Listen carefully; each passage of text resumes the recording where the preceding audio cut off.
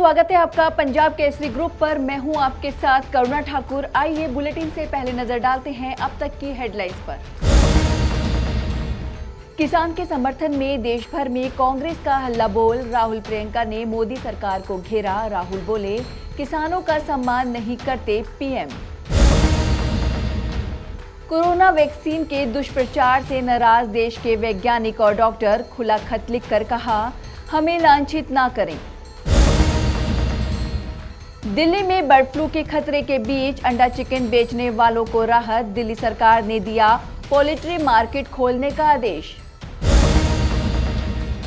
दिल्ली में हाड़ कंपाने वाली सर्दी के साथ जहरीली हवा का अटैक। अगले 2 दिन तक एनसीआर में नहीं मिलेगी राहत। दिल्ली के बुराड़ी में सामने आई महिला से लूटपाट की अनोखी वारदात। बस स्टैंड पर महिला को सम्मोहित कर बदमाशों ने गहने कैश लूटे। कृषि कानून को लेकर किसानों और सरकार के बीच जारी बैठक के बीच कांग्रेस ने एक बार फिर देशव्यापी प्रदर्शन किया और राजभवन को घेरा। इस प्रदर्शन की अगुवाई कांग्रेस नेता राहुल गांधी और प्रियंका गांधी वाड्रा ने की। राजभवन जाएंगे। और देख सकते हैं लगातार देश में जय जवान, जय किसान, जय जवान, जय किसान, जय जवान, जय किसान, जय जवान, जय किसान। ये सरकार केंद्र सरकार की ओर से लाए गए कृषि कानून का विरोध कर रहे किसानों के समर्थन में कांग्रेस आज देश भर में विरोध प्रदर्शन कर रही है।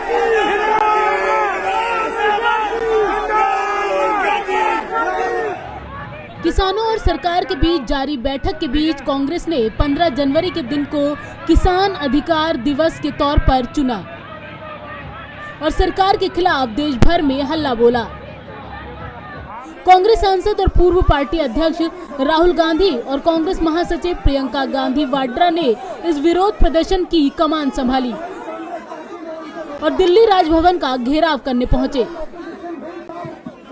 इस दौरान राहुल गांधी और प्रियंका गांधी की अगुवाई में कांग्रेस कार्यकर्ताओं का हुजूम भी राजभवन पहुंचा। पुलिस ने राजभवन से पहले बैरिकेड्स लगाए ताकि कांग्रेसियों को रोका जा सके, जिसे कांग्रेस कार्यकर्ताओं के हुजूम ने हटा दिया। जिसके बाद कांग्रेस के इस काफिले ने दिल्ली के जंतर मंतर का रुख किया, जहां कांग्रेस सांसद कई दिनों से धरने पर बैठे हैं। किसानों के ऊपर सवाल है। प्रदर्शन के दौरान राहुल गांधी ने कृषि कानूनों के मुद्दे को लेकर केंद्र सरकार पर निशाना साधा और आरोप लगाया कि सरकार किसानों को बर्बाद करने की साजिश रच रही है।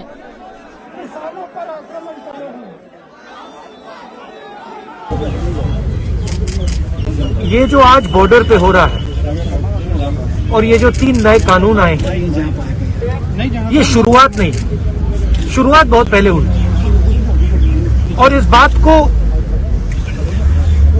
मैं सालों से उठा रहा हूं। सवाल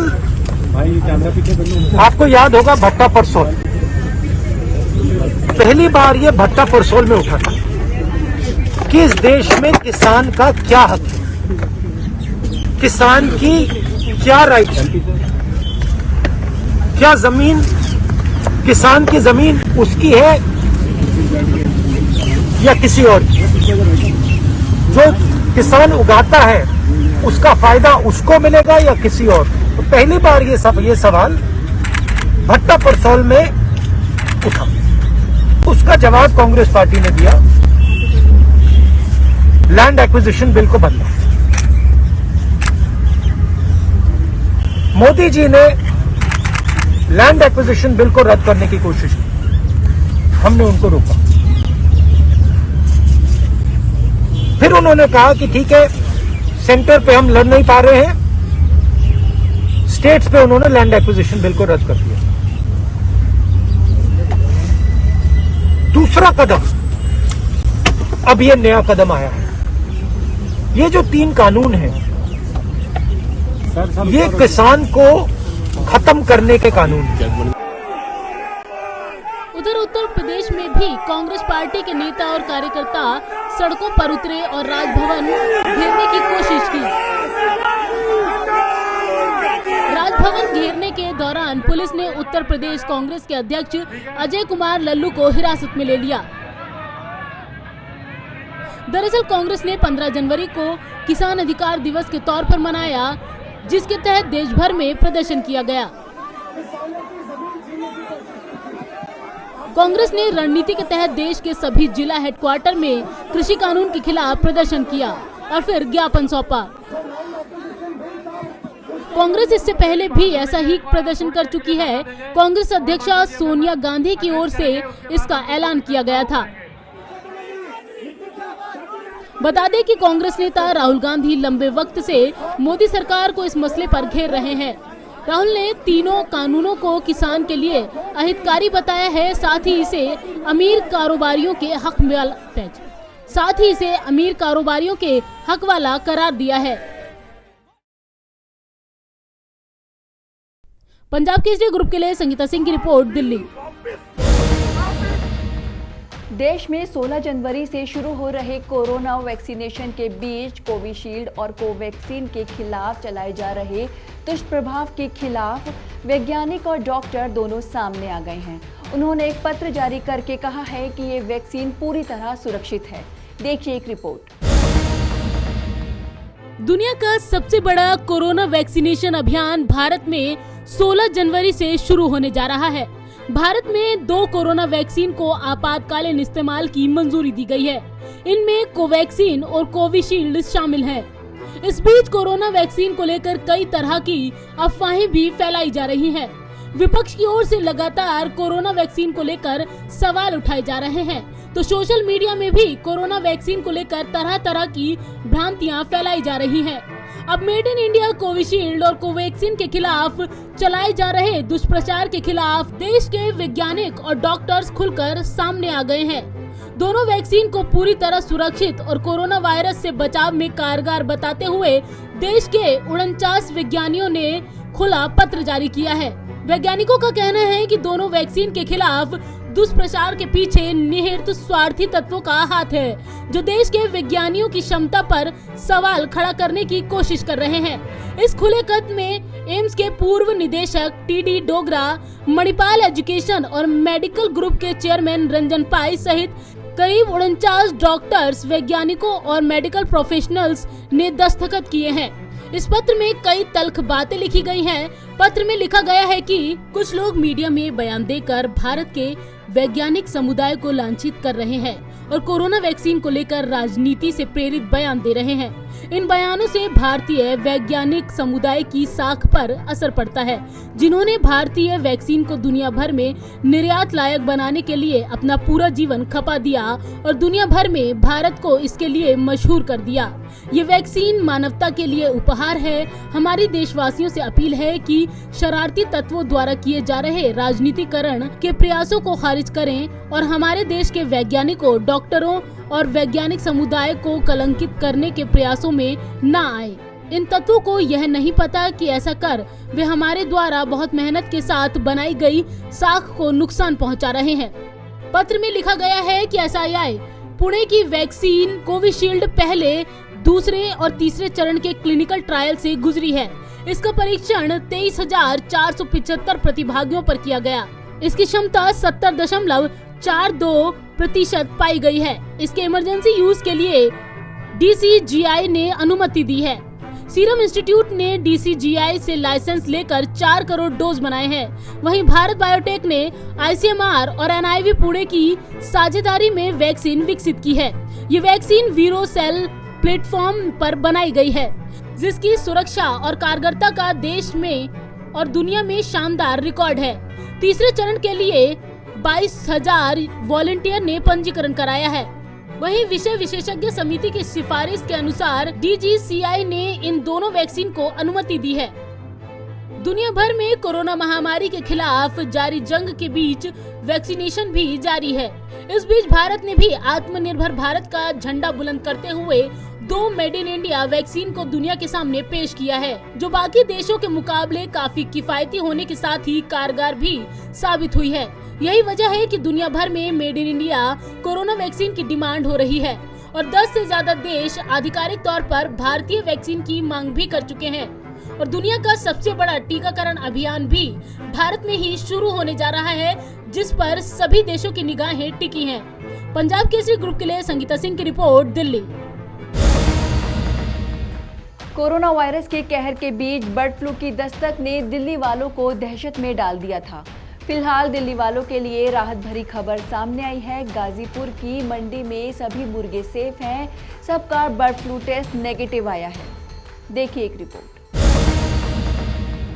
देश के कई राज्यों में बर्ड फ्लू के मामले सामने आ चुके हैं, लेकिन अब दिल्ली के लिए एक राहत की खबर है। दरअसल गुरुवार को दिल्ली सरकार ने चिकन की खरीद बिक्री पर लगे प्रतिबंध को हटाने का आदेश दिया है। इससे पहले 9 जनवरी को दिल्ली सरकार ने बर्ड फ्लू की आशंका को देखते हुए सबसे बड़ी पोल्ट्री मार्केट गाजीपुर को बंद करने का आदेश दिया था, लेकिन गाजीपुर मुर्गा मंडी से जालंधर भेजे गए 100 सैंपल नेगेटिव पाए गए, जिसकी वजह से दिल्ली में अभी बर्ड फ्लू की पुष्टि नहीं हो पाई है। इस वजह से दिल्ली सरकार ने गाजीपुर पोल्ट्री मार्केट को खोलने का आदेश दिया है। बता दें कि दिल्ली के संजय झील में बर्ड फ्लू की पुष्टि से पहले गाजीपुर मंडी से रैंडम सैंपल जालंधर भेजे गए थे। हालांकि अब भी एनिमल हस्बेंड्री विभाग की टीम अलर्ट पर है और अलग अलग इलाकों से रैंडम सैंपल जुटा रही है। दिल्ली में कौ और बतखों के नमूनों में बर्ड फ्लू की पुष्टि होने के 3 दिन बाद ये परिणाम आए। कौ और बतखों के नमूनों में बर्ड फ्लू की पुष्टि के बाद दिल्ली सरकार ने बीते सोमवार शहर के बाहर से लाए जाने वाले प्रसंस्कृत एवं पैकेट बंद चिकन की बिक्री पर रोक लगा दी थी। सरकार ने एहतियात के तौर पर 10 दिन के लिए पोल्ट्री बाजार भी बंद कर दिया था। आपको बता दें कि दिल्ली में बर्ड फ्लू की स्थिति को देखते हुए दिल्ली के तीनों नगर निगमों ने भी दुकानों और रेस्तरां के पोल्ट्री या प्रसंस्कृत चिकन बेचने तथा रखने पर बुधवार को तत्काल प्रभाव से रोक लगा दी थी। अधिकारियों ने पहले कहा था कि मयूर विहार फेज 3, संजय झील और द्वारका सेक्टर 9 के लिए 10 नमूनों में बर्ड फ्लू की पुष्टि हुई थी। संजय झील में सोमवार को बतखों को मारा गया, जहां कई बतखें मृत पाई गई थी। पंजाब केसरी ग्रुप, नई दिल्ली।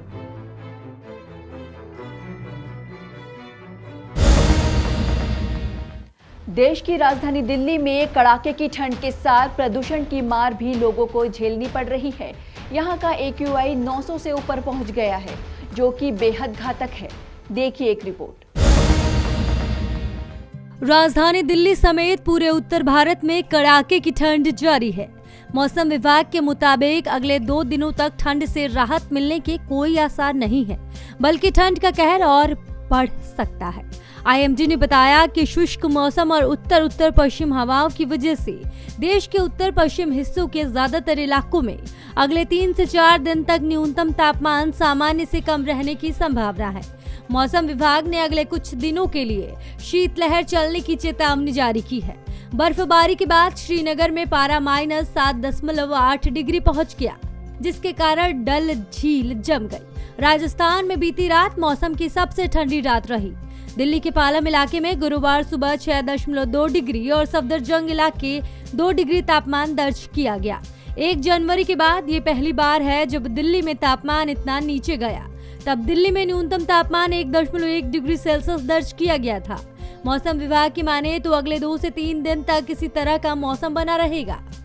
इसी के साथ प्रदूषण की बात करें तो दिल्ली समेत उत्तर भारत में प्रदूषण के स्तर में लगातार बढ़ोतरी हो रही है। दिल्ली NCR में धुंध की वजह से प्रदूषण बेहद खतरनाक स्तर पर पहुंच गया है।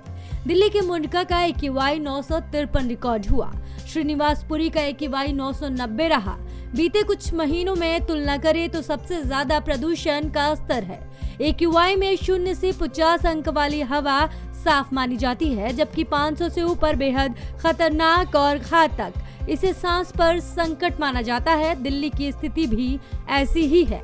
हैरान करने वाली बात यह है कि इस वक्त ना तो पराली जलाई जा रही है, ना ही हवा की रफ्तार कम है। फिर भी प्रदूषण का स्तर हर दिन रिकॉर्ड तोड़ रहा है। हमें जल्द ही इसकी फिक्र करनी होगी, वरना एक बार फिर हाड़ कपाती ठंड और जहरीली हवा हमारी जिंदगी पर भारी पड़ेगी। पंजाब केसरी ग्रुप, नई दिल्ली।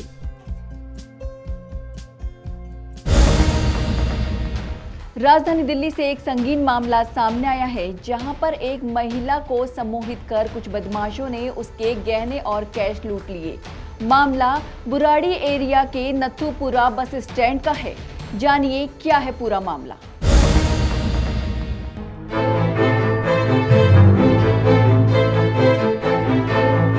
राजधानी दिल्ली से एक संगीन मामला सामने आया है, जहां एक महिला को सम्मोहित करके कुछ बदमाशों ने उससे कैश और गहने लूट लिए। मामला बुराड़ी थाना एरिया के नथुपुरा बस स्टैंड का है, जहां नथु कॉलोनी में रहने वाली पूनम अग्रवाल जब नथुपुरा बस स्टैंड पहुंची तो कुछ लड़कों ने उससे हरियाणा जाने के लिए बस का रास्ता पूछा, जिसके बाद बदमाशों ने महिला का पीछा किया और उसे सम्मोहित करके उसके पास मौजूद कैश और गहने लूट लिए।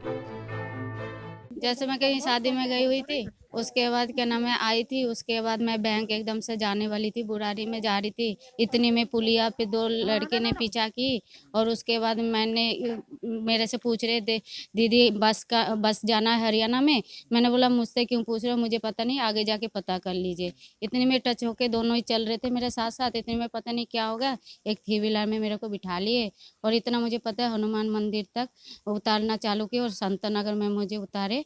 उसके बाद मैं जाने लगी, मैंने ये बोला 100 नंबर कॉल करूंगी। उसके बाद कह रहे मत करना, मेरे पीछा तक ये पीछा किया।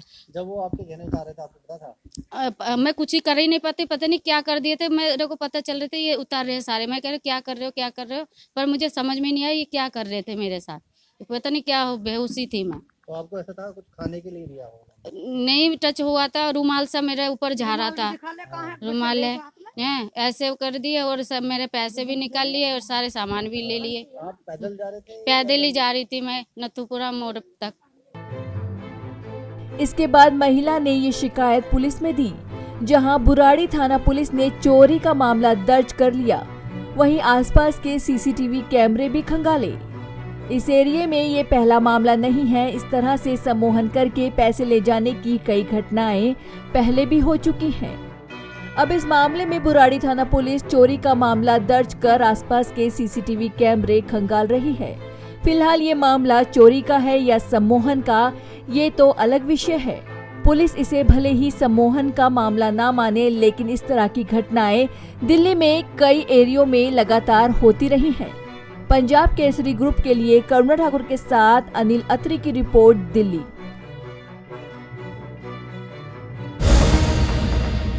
तो ये थी दिल्ली एनसीआर दिन भर की अब तक की बड़ी खबरें। बाकी खबरों के लिए देखते रहिए पंजाब केसरी, नवोदय टाइम्स टीवी। मुझे दीजिए इजाजत, नमस्कार।